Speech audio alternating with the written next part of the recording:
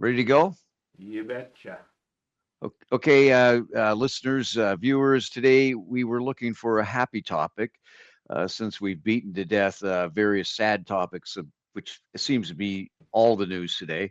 So, what we're doing is we're looking at cannabis. One of the things about cannabis is that you can't, really get into cannabis unless, you're going to at least have a beer with it, right? Oh yeah, sure. Why not? Yeah, because they I go don't together. drink beer, so we're good. That I goes don't together. smoke cannabis either, Cheers. or eat it. Yeah, here you go. I have tried eating it once, but that was by accident. So in Some any New Brunswick friends. in any event, statistics with respect to cannabis are not only misleading, they're hard to find, and who knows if they're accurate anyways. What I think is the best way to look at this is how does Ontario's consumption of cannabis compare to uh, a similar size population in the US, and Michigan is a good example. Oh, The this should be United, good. This yeah, the should be federal, good. the in the US, cannabis is still illegal nationally, but it's legal statewide. So there's a number of states where you can legally purchase cannabis. How many Michigan, states? 23? yeah, some number like that changes on a regular basis. Oh, okay. It's constantly going up.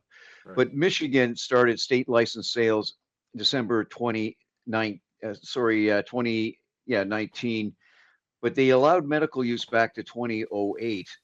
In Canada, it's a federal legislation. It's in the health aspect. So the Thank you, Trudeau. We got to feds have put that jurisdiction. in. Feds have jurisdiction over it. So the legalization was 2018. Medical use was allowed since 2001. So Right. they're roughly now. Michigan State is roughly 10 million people, whereas Ontario is just over 16 million. And if you look at the cannabis sales in Michigan State, it's allegedly $3 billion US Wow. total. Does Now, that does that explain? Did Michigan a red state, right? Does that justify the red state? no, it goes back and forth. It's a swing state. Oh, okay.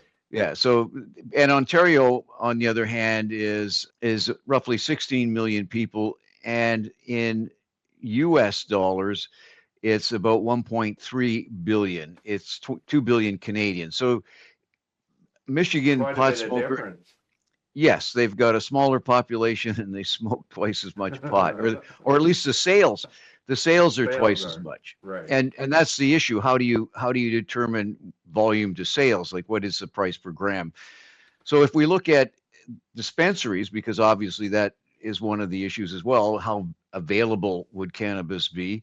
There's 1,700 dispensaries in Michigan, 630 view themselves as medical only, and Ontario has 1,721 registered stores. So the number of stores are very, very close. The consumption is apparently dollar value, anyways, radically different. So it's an interesting perspective. Now, when you look at cannabis, it's a tax grab. The reason the federal government got into it at all and the provinces got on board is it makes a lot of money. The federal share of the excise taxes generated on cannabis is $455 million for 2022-2023 season. That's a That's lot of quite a money. bit. Yeah. Yes. Ontario, which has the biggest sales by dollar value, their excise share is 310 million and 148 million in sales taxes for a total of 458 million dollars in revenue from taxes from pot smokers. That's a lot of money. Yeah. A lot of money. Now, A lot of pot being smoked too. yeah, a lot of money up in smoke. Do But they the do they allow food beverage with it, like gummies and stuff in Ontario or Canada? well, Ontario, every province has a different style of market. Ontario has a marketing board style of market. All of the cannabis products are marketed through the Ontario cannabis stores. You can go online and you can order the products directly from the government. of 100% of their sales, only 3% comes from the website. Wow. So you're looking at 1,700 private sector stores. The Ontario cannabis stores have no physical stores themselves. Okay, that's I don't know if we got a interesting. glitch there. All of a sudden you We have glitches, but we'll deal with that in the editing, or let people see that OBS isn't quite perfect. I think it's the carrier actually causes it. So the Ontario cannabis stores, without any retail operation whatsoever, topped the sales of every other province, which is a perfect type of business to have. You don't have stores, you don't have employees in various locations. Makes sense. Now the Alberta other is a thing, little different. I haven't really been in the stores here, but we have cannabis stores on every street corner, it seems like, and they don't seem that busy. But they seem to thrive. I don't see them going out of business, but it's everywhere. well, in Ontario, when it did its launch, the provincial government wasn't on side at all. So what they did is they developed this lottery system where they allocated so many licenses per region. 1 million people applied for a license, and I think I applied too. Somebody talked me into applying, so I applied. Never got anywhere. It was a lottery. You didn't win either. No. But I know from opening the second store in Toronto, or assisting with that there was lineups down the street, and it was a burdensome application. Like it. Well, they had hoops to jump through that were just ridiculous. Yes. What moron thought of these hoops? They should have been swift kicked in the butt.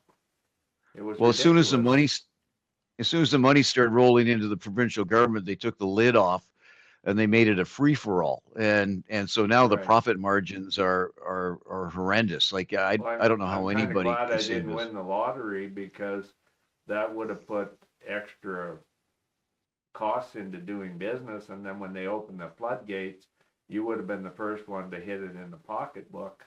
And a lot of them apparently have gone broke since they opened up. Well, the smart money got out. Yeah. Yeah, you set it up and sold. I understand but anyways, that part. Ontario is obviously the leader money wise, which you presume also is the leader in volume based on its population. Not BC. Come on, BC's got to be in there somewhere. Well, BC's got an interest. Best spot came from BC, didn't it? BC has an interesting market, which is a whole different story. But in Ontario, the prices are 75% higher. 75% higher than it is. That might have been the overhead costs factored in, that they had all these ridiculous requirements and hoops you had to jump through that pushed the operating costs right through the roof. No, but don't forget, Ontario just has just acts as a broker. So they add 75% on what they pay the producers, whereas in Prince Edward Island it's 37% and 46% in Quebec.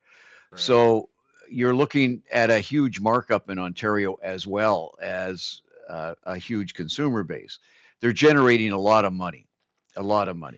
Back in the day, and I don't know if it's the same anymore, when you bought as a retail outlet your cannabis from the Ontario Cannabis Store, it was 25% off what they were offering it on their website. So your fixed profit margin was 25%. Yeah. You know more about that in Ontario. Yes. No, I don't know what it is in the other provinces. I have no but idea. I read this nonsense about how people are making money hand over fist on cannabis stores, and that just isn't. I don't believe it. No, I just don't believe it. Yeah, I don't believe it either. But they do have them open, and they're good little businesses from what I see. But you have to have the regular clientele, and the only way you're going to get the regular clientele is offering special deals all the time. And I guess it works. I see it works fairly well. But there's not, as my famous comedian friend Joe King says, you can't understand why Ross Regliati had his gold medal revoked because he had THC in his blood. It's not a drug that's a performance enhancer by any means, and yet they took the gold medal away from him. That seemed a little inappropriate. Most people that are stoned are pretty uncoordinated from what I've seen out dancing, and they're pretty much no energy. Like if you go to a blues club, they're very lethargic because they're out smoking marijuana, and a country bar where they're drinking beer, at least they're getting up and thinking they're dancing, and they're more trying to get attention and party. But I think Joe King has a point that maybe the Olympic Committee should be giving the gold medal back to Mr. Regliati, and that would be appropriate now that they realize it's not a performance enhancing drug. If anything, it took away from the ability to perform. So I'm sure Joe King's an expert. yeah, actually, I think you need to go see his show. He will open your eyes for sure and make you laugh, a big belly laugh or two. So in any event, what does Ontario do with all the money? When you're making hundreds of millions of dollars, what do you do with it? Well, in Well, Ontario, you'd think they'd put it into a fund where they're dealing with the drug issues. Of course, they're putting it to general revenues, right? Put no, back into that dollar beer they were going to give. no. No, they're not In, giving the dollar beer. in Ontario, they've got it in a big sock someplace. Oh yeah, Yeah. Now, grants to their buddies to well, grow more. why would a politician want a big sock full of cash? But in any event, if you look at other provinces like Quebec and Prince Edward Island, Yeah. the cannabis stores, the government's part of it, kicks back 100% of their agency's income into their provincial coffers. New Brunswick got 90% of Wow, the that's agency's nice. income. Ontario, nothing. You just sit there and you go, okay, where's all Where'd it this go? money? Yeah, where's all this money going?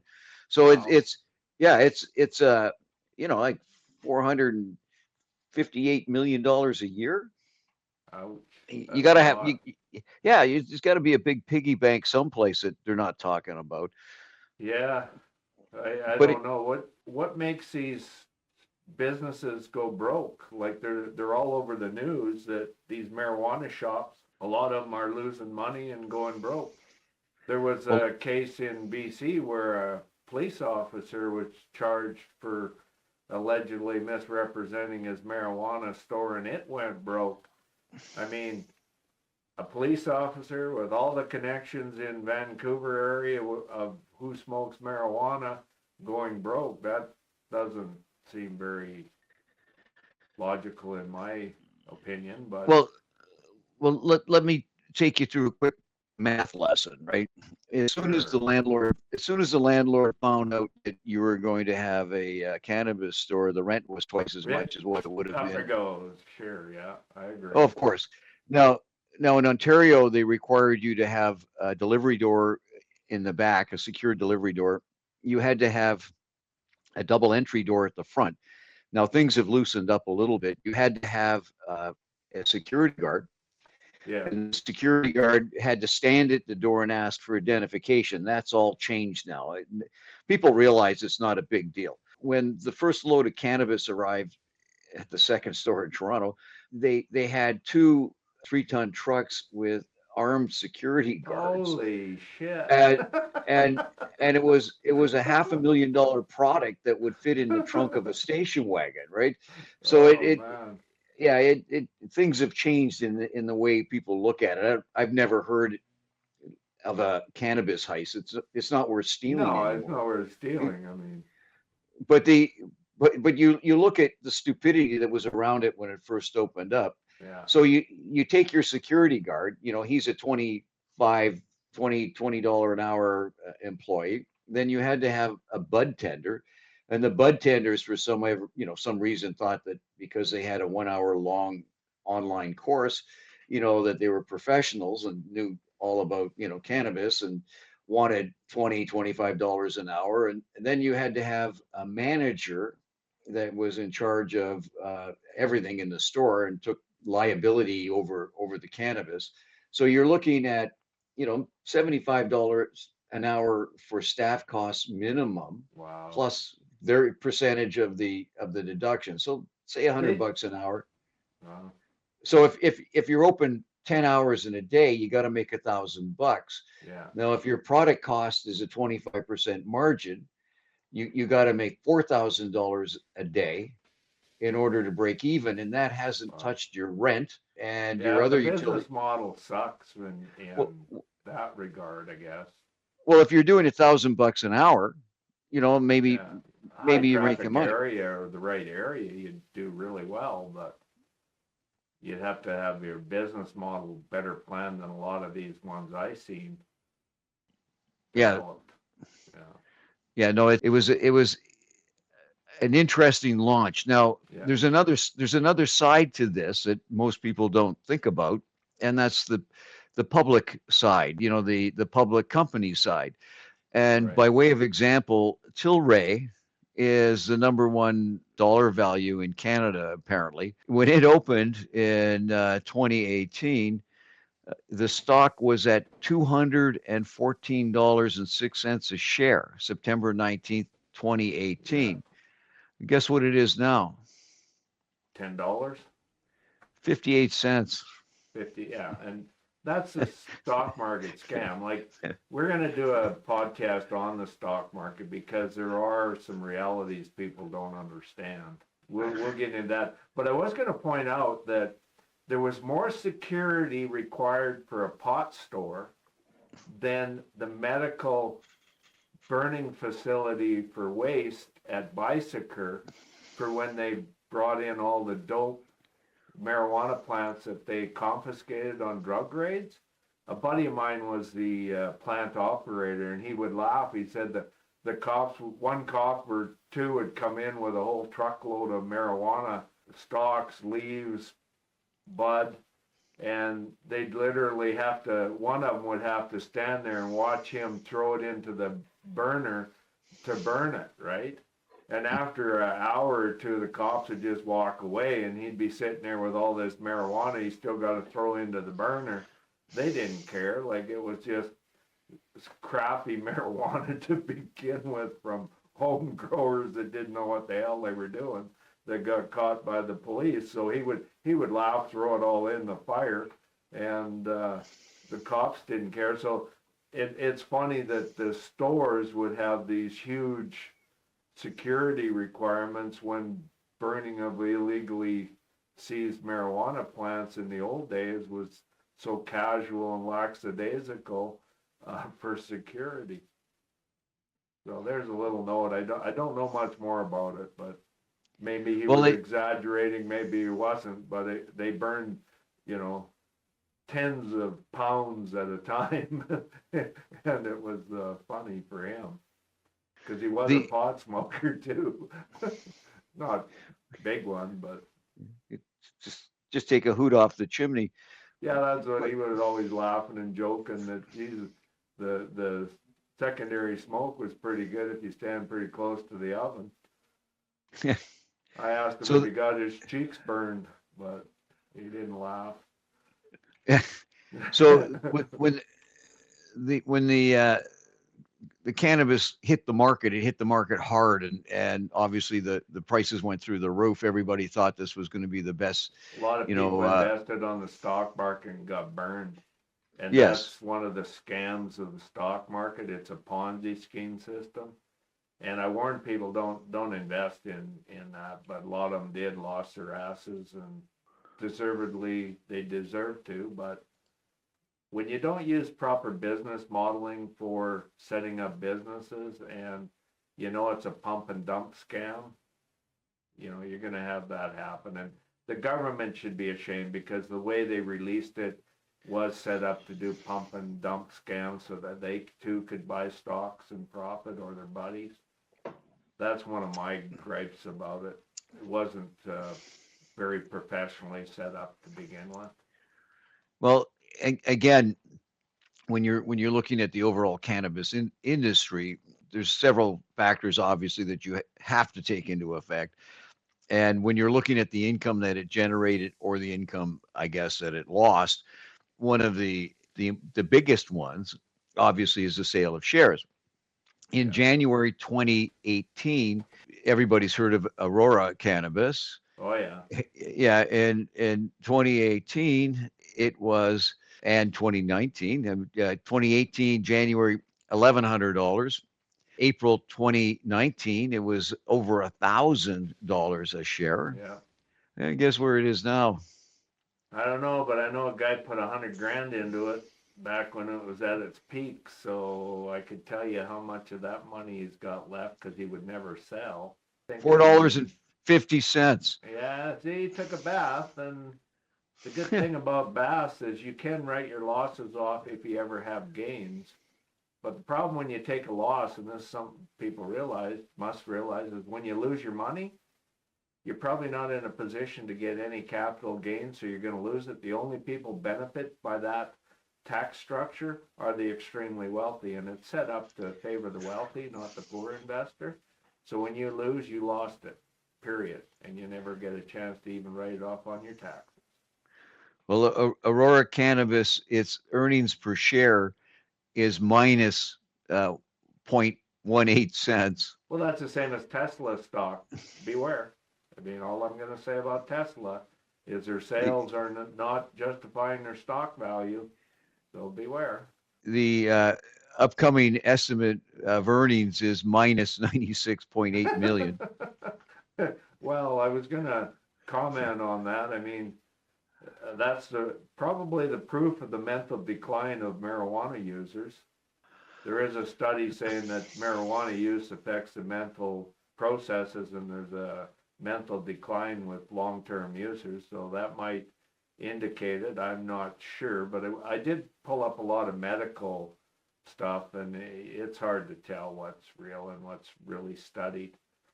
So I was going to shift a little bit on you there. I was going to want to talk about, there's 3 or 4 main varieties of marijuana.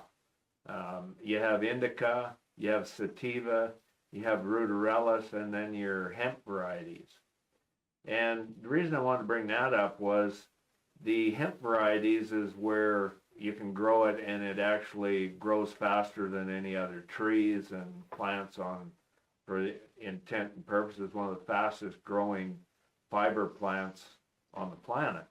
So you can make paper from it, you can make twine from it, you can make all sorts of products from it that are really competitive to cotton. And back in the day, hemp was banned as part of the marijuana ban because they couldn't tell the difference between THC content and non-content, and they wanted it banned. It was for the cotton producers so that you wouldn't have hemp fibers competing with cotton fibers. And that's sort of a historical point I wanted to make for you. And the second thing about these stores going broke is that one of the problems is there's a law that says you're allowed to grow 4 plants in your possession. Well, one of the jokes was I kept telling people was one marijuana plant properly grown can grow 18 feet tall. And if you do what's called layering, you tie the plant down to the floor, an 18-foot plant, 4 of them running 18 feet in a room, and each branch produces a big colon bud, you can produce probably 5 to 10 pounds per plant. So you never have to go to a marijuana store if you get the right variety of plant. So I was just laughing at that 4 plants, the government doesn't realize it. You can grow it in vegetation stage and then turn it to bud. It takes 8 to 10 weeks to bud out, but you can grow it in vegetation stage, and it can grow anywhere from 6 to 12, 18 feet tall before you turn it to bud. So the 4 plants doesn't represent the quantity that you can grow from 4 plants. It represents that you just have 4 plants. So that you could cut the sales out by growing your plants extra tall before you turn them to bud, if you have the space, of course. Corey, Corey, pot smokers are lazy.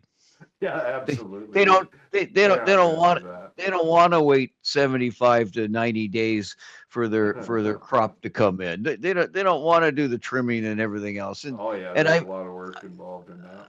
well I yeah and in well I when I was a teenager the work was worth it. Now they just go down to the store and they buy it, right? And they buy it in vapes and Yeah, they buy it in gummies and but let me get back to this horror story of a stock market. okay. Canopy Growth got $5 billion cash injection 7 years ago from the sale of shares. They Wow. have $250,000 left. Yeah. Uh, they have 280 million in revenue, 100 and 200, 300 million in expenses, And and they created half a dozen millionaires that set it up. they have their operating profit is minus 100 million. Now, now Wow. you sit there and you look at that and you go, how can this be such a profitable business? That the stock went from $50 to $3, and they're burning money at $100 million a year. Yeah. So you look at the side of this and you realize the big winner is the government because Yeah. they're taking the money off the top. The pigeon was the stock buyer who got conned into the $1 billion Well, profit. they smoked it at home and thought, hey, what a great investment because we're the consumer. But they failed to rationalize that it was a market scam for selling shares on the stock market. There was a lineup outside the store down the street, and one lady got in and she says to me, can you show the product was all out in little Right. jars, right? And Yeah. they had a bud or two in the jar, like $1,500 worth of jars out there going rotten and of course you could sniff through the holes in the jars and read the fine print to see what it was. But Yeah. in any event, this lady came up to me. She goes, "Oh, I just bought some Canopy Growth stock. Oh. She goes, "Can you show me some of their product?" Well. She was concerned that it may not be real, right? That she may Oh have bought yeah. a pot stock and there may not be any pot. But the other side of this coin too is I read one of the financial statements. One of the companies had actually attempted to do outdoor growing, and Ooh, the that'd be tough. well, what was tough is their average price per gram was 39 cents Right. for bud. Now their average, whatever they sell the bud for, the minimum the government's taking in Ontario is $1 or was $1. I don't know what it is So anymore. they were losing Yeah. money. Yeah. Well, no, but they're selling this. They're selling the rough stuff, Yeah. for still $3 to $5 a gram. Oh yeah, that's So not so bad. th- so they're making 4 or 5 times the cost per gram. But the problem is, as soon as the public reads this, because it's a public document, they're thinking, I'm getting hosed. I'm paying $5 for a gram of, Yeah. of pot that costs 39 cents to grow. Right. And of course the quality wasn't quite as good and the volume was huge. So now they had too much, Oh yeah, so yeah, yeah. they Greed. and then people got into oils. They bought Right. presses and started to make oils, but still, in southern Ontario, there are hundreds of acres of greenhouses Right. growing cannabis, hundreds. Yeah. Well, And they and didn't Heinz sell out, move to the States, and left greenhouses empty from tomatoes, and then they were able to convert them to growing marijuana. well, that's a whole total different story. What Okay. what happened there was at one time Canada had regulations that said ketchup had to be made with field grown tomatoes. You couldn't use Greenhouse. greenhouse tomatoes. Oh. So they had a thriving industry here of farmers that had specialized equipment to grow tomatoes. When they sold out. They sold out to a company that they then licensed back to making ketchup and products, Heinz products, as well as French's. So Right. they just flipped the business out is what they did, but they left a lot of farmers holding a year's worth of crops with no income. It was a typical big company. The Heinz plant in Leamington had been profitable for over 101 years, Yeah. and the bandits stepped in and sold it. Gutted it. Yeah. Yeah. Well, back to marijuana. It makes a lot of sense in especially southern Ontario and some of the prairie provinces to grow marijuana in the fields if the climate allows it, but it's light sensitive to producing the flowers which contain and stimulate the THC growth or whatever. So only place that probably be able to do it is southern Ontario. You couldn't do it on the prairie provinces here. There's not enough frost-free days to grow it, I don't think, unless you develop special strains. Ruderellus, Yeah. you could, but it's not high enough concentrations of your THC and cannabinoids. But one of the benefits would be the fiber could be used for textile industry. And that's something that would be a dual purpose crop. One is you take the flowers off for pot smokers, and the other thing is the stalks and stems make great fiber. So I would like to see more outdoor growing operations for that, but I don't know what type of security. I mean, that'd be great garden raiding, I would think, but you need some pretty good fencing and security. But that is a viable business model for the future of cannabis, is to actually do more outdoor growing and use the stalks like you would hemp. And to confuse garden raiders, you could grow hemp alongside your marijuana, and hemp doesn't get you stoned. Kids today are too lazy to raid gardens. Yeah, probably. But and if I go back to the corporate side of this, Sundial Growers, market cap of $500 million. Their net income was minus 103 million. It's a Calgary-based company. High Tide, net income minus 34 million. Terra Ascend Corp, net income minus 83 million. Canopy Growth minus 487 million. Well, Village Farm minus 28 million, and Aurora minus 53 million per year. And the stock market is supposed to have standards and stuff for investor protection. Like, you can't tell me that that's not a scam orchestrated by the stock market. They knew all about it, and we could go through a list of whole areas of industries that are scams through the stock market. And yet people like me that wanted to do business weren't allowed to go raise capital to go. All I could do was talk to my 3 closest friends by law, or I could be subject to going to jail by the stock market, which is a private business with its own set of laws that make it above the laws of the land.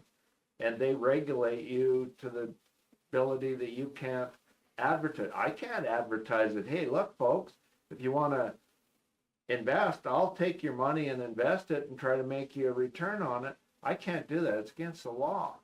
And yet they allow the scam of the whole marijuana industry, allowing all this rape and pillage of the people's investment capitals.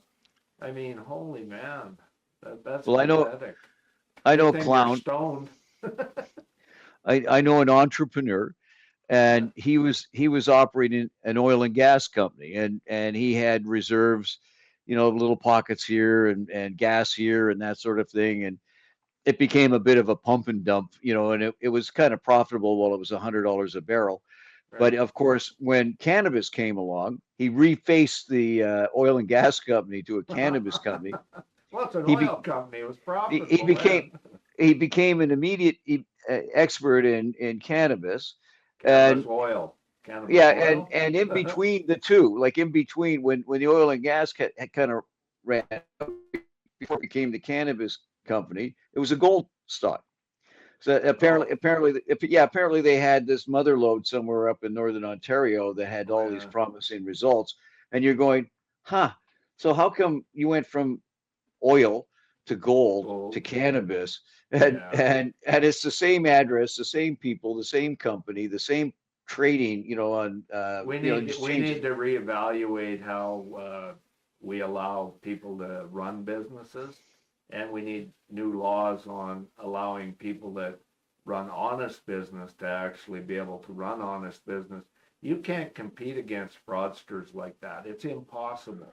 As a legitimate businessman, where they can go and scam, lie, and cheat, like an example President Trump would be doing, how can you expect an honest person that's there for running the business for mutual benefit of the people involved with you and the people trusting you and the people putting faith in your business skills, and you're there to make sure that they get something in return for their money? You cannot compete with con artists, and you cannot compete against the con artists running the stock market either. And that's a real problem. Like, I would love to have been in business doing legitimate business, but you can't. It's against the law to raise capital. So right now, without capital, you're not going very far. I I had do want to do a podcast on those points so people realize how they're being duped. I had one clown tell me that, he had this business. It was better, sliced bread, and he's running around raising money. And every time I listened to him, the story changed, and I kept telling him, oh, bring in a business plan, do a Oh yeah, business plan, do a business uh, plan, right? I think And he would tell me, oh, I forgot it's at home, I got, blah blah blah, yeah. month after month after month. Finally, I said to him, well, where's the business plan? And he said, I don't need it anymore. And I said, well, why don't you need it anymore? He goes, well, I've already raised the money. Oh yeah, and that's the art of the con, right? When you try to do things honestly, you're not gonna be able to compete with the slick sales of a con artist. Never. That it was gonna point out too that when you're talking about scams and con artists, a lot of charities are just that. And when you look at the charity industry and you understand that it's mostly a con competing against businesses trying to do the same thing and offer services, and they're allowed to cheat the donator, thinking that the money is going to a cause. Very little of the money you're donating ever goes to the cause. It goes straight into the pockets of the people talking you out of your money.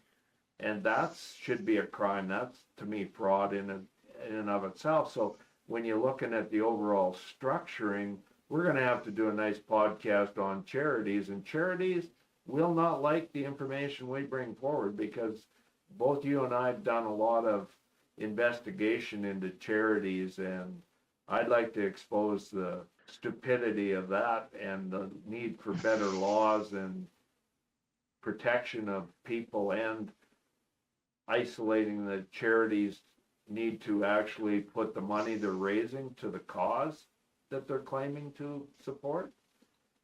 So, well, I'll let you get back on to marijuana. I think lower my blood pressure, I should maybe look at trying marijuana products. I haven't yet, but I hear they're good for old guys that want to mellow out and say nothing. I could veg out in So, my chair, and all of a sudden I'm not ever going to be talking sense again.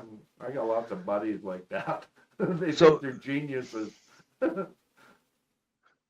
so one aspect of the cannabis industry that we haven't touched on is the native cannabis business. Now, I'm not sure how big a deal it is in other provinces, but I can assure listeners that in Ontario, native cannabis and cigarettes are a huge business. I know cigarettes are a huge business right across the country because of the no tax status, and the natives have a hate on for the federal government where they get most of their money from. So they like to make money without having to pay taxes, and there's a big underground cigarette and marijuana industry run through the reserves. And especially the reserves on the border with the US, because they have their own security systems, from what I understand. Traditionally, some of the reservations in Ontario actually straddle the Ontario-New York border, so they don't have a customs. They just Yeah. walk right straight through, and of course that led to all kinds of issues. But around various places in southern Ontario, there are reserves that have one in particular I'm thinking of, probably has, I don't know, 12, maybe 15 cannabis stores, three gas stations, And three they three don't pay gas, taxes on it, I bet. and they don't even have an ice cream parlor, right? But and to give you an example of the difference, one of their favorite advertising points is a $20 ounce. Well, I don't, what's a regular ounce go for? Well, if I was to get one from the Ontario cannabis stores, I know in the old days, they used to go for about 300, 400 an ounce, depending on the quality on your dope dealer down the street. That's what I'd heard, but I wouldn't know. But I don't know what they're going for now. I'm assuming the price is lower now that it's commercialized. yeah, right. Everything goes down when the government's involved. Right. What do we got here? Let's look at some dried flower. Right, Um, flower. yeah, Is that better than leaf? uh, Depends where the leaf come from, eh? If the leaf is next to the flower, it's good. I'm not going to comment on that. I don't know enough. But oh, I hear the somebody buds. makes some pretty good marijuana lotion Yeah, good for for you. pain. You rub it on your joints and it sort of alleviates the pain. You don't You need the rub hip it, surgery. yeah, there you go. So here we have blueberry, which is an indica dominant, advertised on the Ontario Cannabis Right. Store, and it says select size, but it's not giving me a Not giving you a size. price. Yeah, if for 28 grams for an ounce, it's $3.57 a gram. How many grams in an ounce? 32? 28. 28?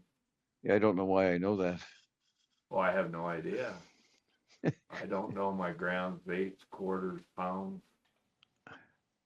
It's the pounds So that confuse everybody. The grams are easy to figure. yeah. I don't know. So let me My do the math here. documents, I'm not pulling up much. Trump team defends ICE raid at California marijuana farm. So There's it's a one hundred for you. dollars. It's $100 an ounce. $100 now. Yeah, So there's 32 ounces in a pound, 28. 28 ounces in a pound. Huh. Well, that's gone down in price since the old days. No. Well, was $320 an ounce. Yeah, you lived a long ways from Mexico. Oh, okay. I wasn't near the supply Oh, wait, chain. wait I a was minute. at the consumer end. Wait, I'm wrong. You're One wrong. No, pound no, is no, no. Can't be wrong. 16. What American nonsense? Oh yeah, we got the conversion. Their quarts are smaller than our quarts. I don't No, it's know what. 16 ounces a pound. Yeah, I don't know. that's an American pound. Yeah, that's mass. Not, yeah, it's the same as imperial. Look at Yeah, that. there you go. Yeah, Yeah, that's 16 ounces to a pound. Where's our math? yeah. So anyway, You've been sampling product before we got on? yeah, Got to be an excuse for our mental decline here. yeah. It's supposed to slow down Alzheimer's. Yeah. Well, no, there's so many grams in an ounce. There's Oh, 32 grams in an ounce. it's grams I'm thinking of. There we Yeah, go. yeah, it's 32 grams in an ounce. We Yeah. gotta ask Joe King. He knows his grams, quarters, pounds, whatever. I don't. Yeah, it's 32 grams in a ounce, and then 16 ounces to a pound. which is 453 grams. I don't know. Yeah, something like that. Anyway, back to anything else on this marijuana stuff we should be covering for our viewers. Well, well, Make it interesting. Other than we're not stoned folks, we the might thing about be later, but the thing about purchasing flower off the reserve is they have products that are obviously haven't gone through the Ontario Cannabis Stores green. certification program. Yeah, so they have some really wild gummies, and they have mushrooms, and I'm not promoting them. I'm just saying that you know You I should had to go visit a reserve. I had to go get gas. Had to go get gas there on the way home one time. And, Yeah, there you go. And the gas is cheaper there too because they don't pay road taxes, they don't pay federal taxes, so they don't contribute money to repairing the roads. It's a joke here in Calgary. They got a Costco gas station out on the reserve, and the price is always 10 to 20 cents cheaper than anywhere else. And everybody from Calgary drives there, but what they don't realize is the money they're spending on gas there means there's less money to repair the roads that they're driving on to get to the reserve. well, not that they're burning gas to buy gas. Yeah, they're burning gas. Yeah, it doesn't save you any money in the long run, but No. sure. So yeah, I guess the marijuana issue is one that I'm sure our viewers can enlighten us on. We're not the consumers of it. We do have a little understanding of it, but not through the consumption end. Well, So, at one time they used to have something called a lid, and a lid. What's a yeah, lid? A lid? I've never heard that terminology. yeah. So A they lid. Is that for oil, like a little vial of oil or something? well, according to AI, it's an outdated slang term for an ounce, A which is lid the is an equivalent, ounce. of 28 grams. That's what I said. Yeah, there you go. I It think there's commonly used in the 60s and 70s. Oh, you'd have liked funny. buying ounces for me, you'd have got more. And I would have been out of business because I couldn't calculate. I'd be selling at a loss. What a good businessman I'd have been in the marijuana industry. Maybe it's a good thing I didn't win that lottery and have the ability to open a store in Ontario. Well, in Ontario, they have a dozen cameras in the store. The cannabis police showed up one day and said, your security guard left the front door. They backed up the security tape, and there was the security guard had to go to the bathroom, closed the front door, went to the bathroom. The hall monitor at the government office was observing the front door, came Oh, and down didn't and see the security, so they sent the cops in? no, the person themselves. Oh. I don't want to overly describe it, except to say that they threatened to close the store or fine the store in the event that it happened again. No, God. That that How that's how stupid. Like, that's how crazy it was. There was a thumbprint access to the basement where the cannabis was stored, so only so many people had access to the basement. It was oh, well, so that's grossly ridiculous. overkill, right? And the thing is, today people realize it's no big deal. Well, Like it, on that note, I mean, we were discussing we don't know where the revenue that the governments make off of marijuana goes. yeah, Well, I would recommend that maybe we should start questioning our MPs and governments because we know there's a bigger drug problem, fentanyl and heroin and all these other major drug issues, and shouldn't and alcohol. Yes, we can't forget beer, and we should maybe look at taking the revenues from this source and pumping it into a better system for dealing with the heavier drugs that are on the streets. And no, I I would think like to point out to people that, Portugal has a pretty good model that worked very effectively for dealing with this stuff. And to implement that type of model goes a long way to dealing with the drug issues. I lost a nephew last year to drug overdose. And one of the problems was that there's no follow-up after you do rehab. He went into rehab for 6 months. I told him, don't come back to the province of Alberta. There's no support systems for you. You'll be dead within 6 months because it's too easy to be swayed by your peers. And lo and behold, he was dead in 6 months. Had he stayed where they had support systems, like an example, Vancouver has a little more than Alberta, he might still be alive today. So if we introduce the model that Portugal has and try to improve and refine upon it and deal with it like the mental disorder that it is, maybe we could save a few more lives and create a less of a monetary system of crime that perpetuates off of these people that they're selling the drugs to. So that's my take. And, beware of street marijuana, because street marijuana is also often laced with these harsher chemicals and drugs to try to get people hooked on the more deadly drugs. And that's one of the things that's done quite often in the US on their marijuana.